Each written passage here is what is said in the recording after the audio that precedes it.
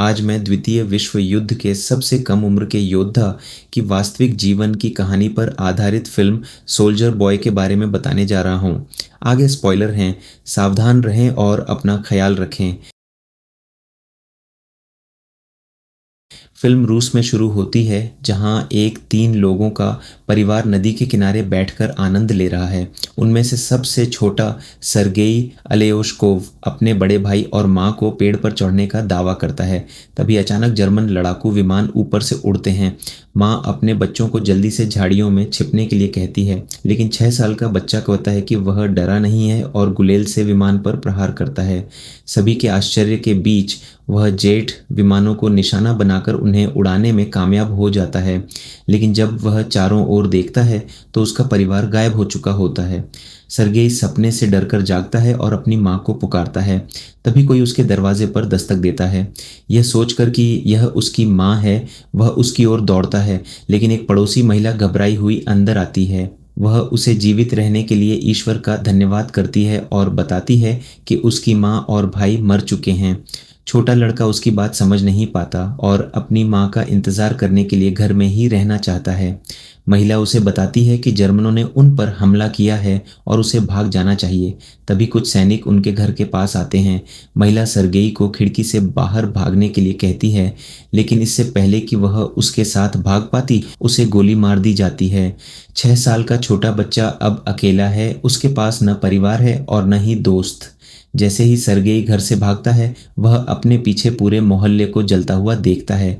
वह अपनी मां को पुकारता है, लेकिन उसकी पुकार व्यर्थ जाती है और वह वहां से भाग जाता है। कुछ देर भागने के बाद वह जंगल के बीचों बीच पहुंच जाता है। छोटा बच्चा अपनी मां को पुकारने लगता है क्योंकि वह खो गया है। उस रात वह जंगल में ही रहता है। अगली सुबह हम उसे नदी से पानी पीते हुए देखते हैं। तभी दुश्मन सैनिक उसकी ओर आते हैं।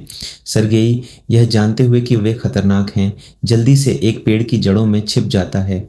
जब एक सांप पास आता है तो वह चौंक जाता है, लेकिन एक शब्द भी नहीं बोलता और न ही भागता है। सर्गेई सांप से ज्यादा सैनिकों से डरा हुआ है। सैनिक नदी किनारे खाना खाते हैं और चले जाते हैं, जिसके बाद सर्गेई उनका बचा हुआ खाना ले जाता है और रात भर उसे खाता है। हालांकि दिन के अंत तक छोटा लड़का थक चुका है। उसने 2 दिनों से ठीक से खाना नहीं खाया है और बिना किसी मंजिल के चलता रहा है। लंगड़ाते हुए वह गिर जाता है, लेकिन चलना बंद नहीं करता। रास्ते में उसे जंगली बेर दिखते हैं और वह उन्हें खा जाता है, लेकिन तभी उसके पीछे एक धमाका होता है जिससे वह चौंक जाता है। लड़के को चक्कर आने लगते हैं और उसे भ्रम होने लगता है कि कोई उसके पीछे आ रहा है। ऐसी स्थिति में भी वह बहादुरी से खड़ा रहता है और उस व्यक्ति से कहता है कि उसके पास राइफल है और वह डरा हुआ नहीं है। वह लंगड़ाते हुए आगे बढ़ता है, लेकिन थोड़ी देर बाद बेहोश हो जाता है। जब वह सो रहा होता है तो 2 सैनिक उसके पास आते हैं। दृश्य रूसी सेना के अड्डे पर जाता है, जहां कमांडर कुज़नेत्सोव अपने गश्ती सैनिकों का इंतजार कर रहे हैं। वे एक छोटे बच्चे को लेकर आते हैं जो घायल और कमजोर है। जब सैनिक दावा करते हैं कि वे उसके साथ हैं, तो बच्चा खुलकर अपना परिचय देता है। जब बच्चा कमांडर से हाथ मिलाता है और उसे भी अपना परिचय देने का सुझाव देता है, तो सैनिक हंसने लगते हैं। सैनिकों को उस बच्चे से स्नेह हो जाता है और वे उसके चारों ओर घेरा बना लेते हैं। वे उसे पानी पिलाते हैं और खाना खिलाते हैं। यहाँ तक कि आमतौर पर कठोर रहने वाला कमांडर भी बच्चे की देखभाल करता है। कात्या नाम की एक नर्स सर्गेई के घावों पर पट्टी बांधती है और उसके व्यक्तित्व से प्रभावित होती है। बच्चा उससे अपने घावों पर एक टैंक बनाने के लिए कहता है, क्योंकि वह बड़ा होकर सैनिक बनना चाहता है। यहाँ तक कि घायल सैनिक भी बच्चे से बात करते हैं और हल्का महसूस करते हैं। सर्गेई कमांडर की बंदूक और उसके बैज से मोहित हो जाता है। कमांडर भी छोटे लड़के के सभी सवालों के जवाब देता है और गोलियां निकालने के बाद उसे अपनी मानद पिस्तौल से खेलने देता है। सर्गेई उसे अपने पेट पर बना टैंक दिखाता है और खुद एक सैनिक होने का दावा करता है। लड़का बहुत जल्दी ठीक हो रहा है। नर्स कात्या कमांडर से लड़के को बटालियन में रहने देने का अनुरोध करती है, लेकिन वह मना कर देता है और कहता है कि यह सुरक्षित नहीं होगा। वह सर्गेई को अनाथालय भेजना चाहता है। सैनिक अपना सारा खाली समय सर्गेई के साथ बिताते हैं। दिन भर में कई लोग उससे मिलने आते हैं। वे दूर से अपने परिवारों द्वारा भेजा गया भोजन लाते हैं और उसे अपनी दूरबीन से खेलने भी देते हैं। एक दिन एक सैनिक कमांडर के पास जाकर लड़के को बटालियन बटालियन में रहने देने का अनुरोध करता है। सैनिकों के बीच बच्चे के साथ घनिष्ठ संबंध बन गया है और वे उसे अपना मानते हैं। उसकी उपस्थिति से उनके सीने से युद्ध का बोझ उतर जाता है। हालांकि कमांडर अपनी सुरक्षा के लिए लड़के को अनाथालय भेजने पर अड़ा हुआ है। अगले दिन दुश्मन हमला करते हैं और कई सैनिक घायल हो जाते हैं। सरगेई को अनाथालय ले जाने के लिए एक वाहन आता है। कमांडर बच्चे को यह खबर सुनाता है और उसे उपहार के रूप में लकड़ी की एक सम्मानात्मक पिस्तौल देता है। लड़का बदले में उसे गले लगा लेता है और कहता है कि वह उसकी सुरक्षा को लेकर चिंतित है। कमांडर उसके आलिंगन में पिघल जाता है और अपना मन बदल लेता है। वह सरगेई से अपने बेटे की तरह सैनिकों के साथ रहने के लिए कहता है। उस रात सैनिक छोटे लड़के के लिए छोटे सैनिक के कपड़े ढूंढते हैं। वे सरगेई को अपने साथ पाकर बहुत खुश हैं। कमांडर सरगेई को जगाता है और उसे कपड़े देता है। वह उन्हें पहनकर इधर उधर दौड़ने लगता है, बिल्कुल असली सैनिक की तरह। बाकी सैनिक उसे अपना छोटा सैनिक लड़का कहने लगते हैं। जब बच्चा इधर उधर दौड़ रहा होता है तभी जर्मन बटालियन पर हवाई हमला कर देते हैं। सैनिक जल्दी से सरगेई को सुरक्षित स्थान पर ले जाते हैं और बाकी सैनिक लड़ाई में जुट जाते हैं। घायल सैनिकों की संख्या तेजी से बढ़ने लगती है। सरगेई कुछ उपयोगी करना चाहता है, इसलिए वह प्यासे सैनिकों को पानी पिलाता है। उनमें से एक सैनिक उससे अपने परिवार द्वारा भेजा गया पत्र पढ़ने को कहता है, क्योंकि उसकी आंखों पर पट्टी बंधी होती है। छोटा लड़का मदद करना चाहता है लेकिन उसे पढ़ना नहीं आता। वह पत्र लेता है और उस पर लिखी बातों को मनगढ़ंत बनाने लगता है, यह दावा करते हुए कि सैनिक की गाय घर पर सुरक्षित है। जब सैनिक कहता है कि उसके पास गाय नहीं है तो बाकी लोग उसे कहानी में साथ देने के लिए कहते हैं और हंसते हैं। वह बाकी सभी के पत्र भी उसी तरह पढ़ता है और उनका हौसला बढ़ाता है। अगले दृश्य में हम कात्या और कमांडर को बात करते हुए देखते हैं। दोनों एक दूसरे के प्रति आकर्षित प्रतीत होते हैं लेकिन अपनी भावनाओं को व्यक्त नहीं करते। बाद में सरगेई कमांडर को बताता है कि वह बटालियन में अर्दली पद पर है और खुद को उसी रूप में पेश करना शुरू करता है। हालांकि तभी लड़का हमले में एक सैनिक के स्टेशन को नष्ट हुआ देखता है। कमांडर उसे मृत सैनिक को श्रद्धांजलि देने के लिए अपनी टोपी उतारने का तरीका सिखाता है। अगले दिन वह कमांडर से उसे एक मिशन देने की जिद करता है और उसे सैनिकों के बीच पत्र वितरित करने का काम सौंपा जाता है।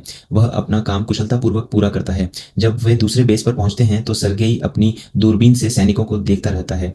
अगले दिन वह बेस से थोड़ी दूर दूरबीन लेकर देख रहा होता है, तभी उसे भूसे के ढेर के अंदर से किसी का पैर हिलता हुआ दिखाई देता है। वह दौड़कर बटालियन में वापस आता है और सैनिकों को अपनी खोज के बारे में बताता है। सैनिक संशय में होते हैं लेकिन फिर भी उसके साथ जाते हैं।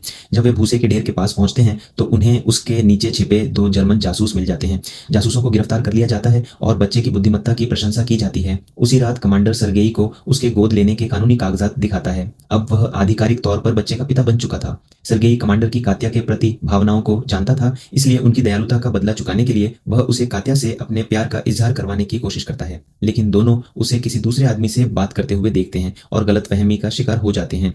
जर्मनों द्वारा बेस पर फिर से हमला किया जाता है। इस बार सरगेई अपनी पूरी ताकत से सैनिकों की मदद करता है और मोर्चे पर तैनात सैनिकों को गोला बारूद पहुंचाता है। लेकिन वहां मौजूद सैनिक उसे शेड में वापस जाने का आदेश देते हैं क्योंकि बाहर बहुत खतरा है। जब वह शेड में आता है तो वह कमांडर और अन्य लोगों को घबराते हुए देखता है क्योंकि कर्नल से फोन का संपर्क टूट गया है। टूटे तारों को ठीक करने के लिए एक सैनिक को भेजा जाता है। सरगेई उस सैनिक का पीछा करता है और देखता है कि वह बुरी तरह घायल हो गया है। वह मरते हुए सैनिक से पूछता है कि वह तारों को कैसे ठीक कर सकता है और खुद ही ऐसा कर देता है। संपर्क वापस आ जाता है और सैनिकों को बुलाया जाता है। 6 साल का बच्चा सबकी जान बचा लेता है। बाद में हम कमांडर और कात्या को नदी किनारे बात करते हुए देखते हैं। कमांडर आखिरकार उससे अपने प्यार का इजहार करता है और उससे सरगेई की मां बनने का अनुरोध करता है। कात्या बहुत खुश होती है, लेकिन इससे पहले कि वह कुछ कह पाती, एक सैनिक उनके पास आता है और कमांडर को एक पत्र देता है जिसमें लिखा होता है कि उन्हें बेस से भेज दिया गया है। अगले दिन सभी सैनिक सरगेई के साथ अपने नए बेस के लिए रवाना होते हैं। हालांकि रास्ते में वे एक बारूदी सुरंग क्षेत्र में पहुंच जाते हैं जिससे उनके कुछ वाहन उड़ जाते हैं। कमांडर घायल हो जाता है जबकि समूह का अर्दली, जिसके साथ सरगेई का करीबी रिश्ता था, विस्फोट में मारा जाता है। वह रोता है और कमांडर को गले लगा लेता है। वे घायलों को अपने साथ ले जाते हैं और अपने नए बेस की ओर यात्रा जारी रखते हैं। बेस पर पहुंचकर वे कमांडर के नेता जनरल से मिलते हैं। जनरल भी उस बच्चे की महत्वाकांक्षा से प्रभावित होते हैं और कमांडर को बधाई देते हैं कि उनके पास इतना होशियार बच्चा है। अगले दिन उनकी डिवीजन को गार्ड का बैनर मिलता है और उस लड़के को भी सम्मानित किया जाता है। जब जनरल उसे उसका बैज देते हैं तो वह अपने देश की रक्षा करने का वादा करता है। एक रात उनके अड्डे पर बेरहमी से हमला होता है और कमांडर मलबे के नीचे फंस जाता है। जाता है। सर्गेई अपने पिता के लिए रोता है और उन्हें बचाने की कोशिश करता है। वह दूसरे सैनिकों को बुलाता है जो आखिरकार कमांडर को बाहर निकालते हैं। अगले दिन सर्गेई घायल कमांडर के पास पहुंचता है। कमांडर को बचाने की कोशिश में उसके हाथ घायल हो गए थे। वह बच्चा अब टीम का अभिन्न अंग बन चुका है। उनके अलावा उसका कोई परिवार नहीं है और वह युद्ध में जहां भी जाता है उनके साथ जाता है। फिल्म का अंत रेजिमेंट के दूसरे बेस पर जाने के दृश्य के साथ होता है।